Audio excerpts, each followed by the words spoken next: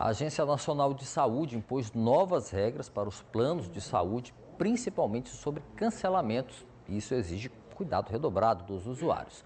Murilo Lucena tem explicações e detalhes para a gente. Murilo. Cabalau, essa regulamentação ela é específica, né, e traz regras em relação a essa mudança. Sempre que tem essa virada de chave, né, de um ano para o outro, a Agência Nacional de Saúde ela costuma fazer essas alterações. E o cancelamento dos planos de saúde aqui no Brasil não é diferente, ele tem um regulamento próprio.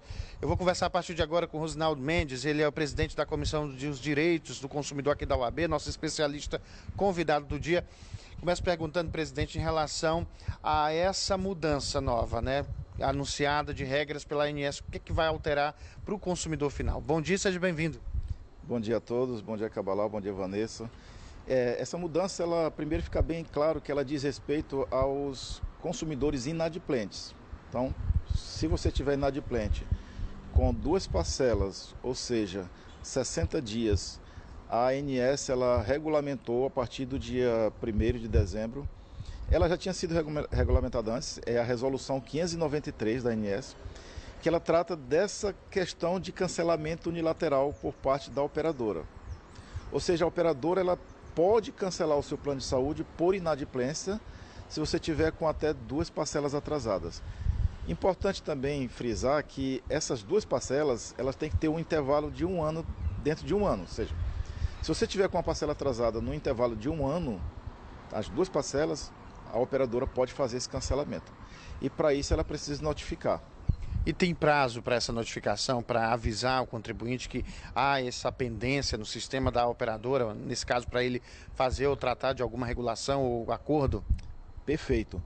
Ela deve notificar com até 50 dias do atraso e o consumidor tem 10 dias para regularizar a situação, para pagar. E o mais importante é que esse cancelamento só pode ser feito se o consumidor responder diretamente a essa notificação.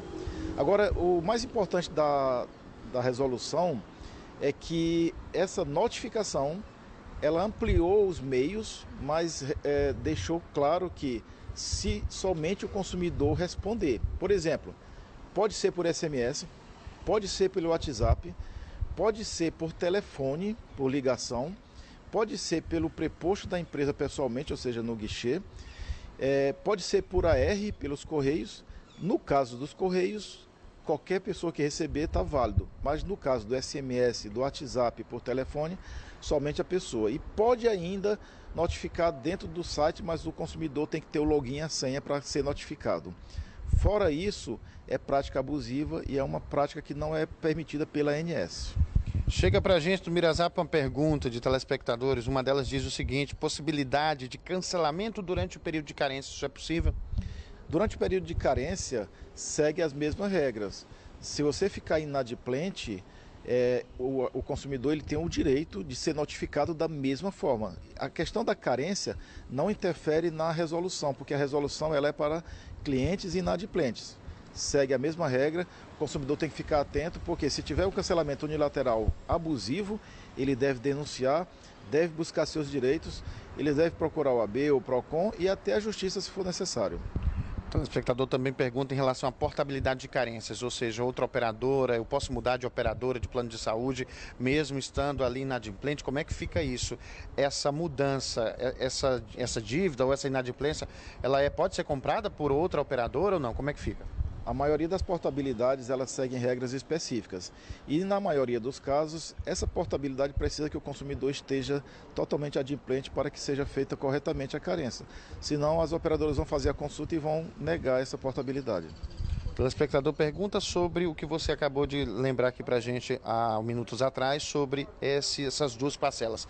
É uma parcela, por exemplo, no início do ano, outra lá no meio do ano, juntando as duas é que exatamente tem esse cancelamento?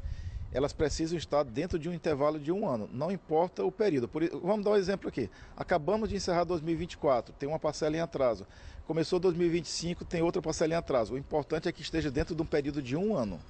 Muito obrigado pelas informações, Rosinaldo. Nos ajudou muito a entender. Eu tenho certeza que o telespectador também pôde ficar mais por dentro, né, dessas regras. Cada detalhe específico faz a diferença, principalmente quem está ali dentro desse universo, né, do que a gente discutiu aqui, dessa inadimplência, dessa busca por solução, seja no período da carência ou seja quem já tem ao longo da estrada aí a manutenção desse plano de saúde. É preciso ficar muito atento. Perdeu alguma dessas regras da nossa explicação, principalmente do nosso especialista, daqui a pouco está disponível aí pelo Globoplay e no G1 Maranhão. Volto com vocês no estúdio. Valeu, Murilo. Obrigado pelas informações.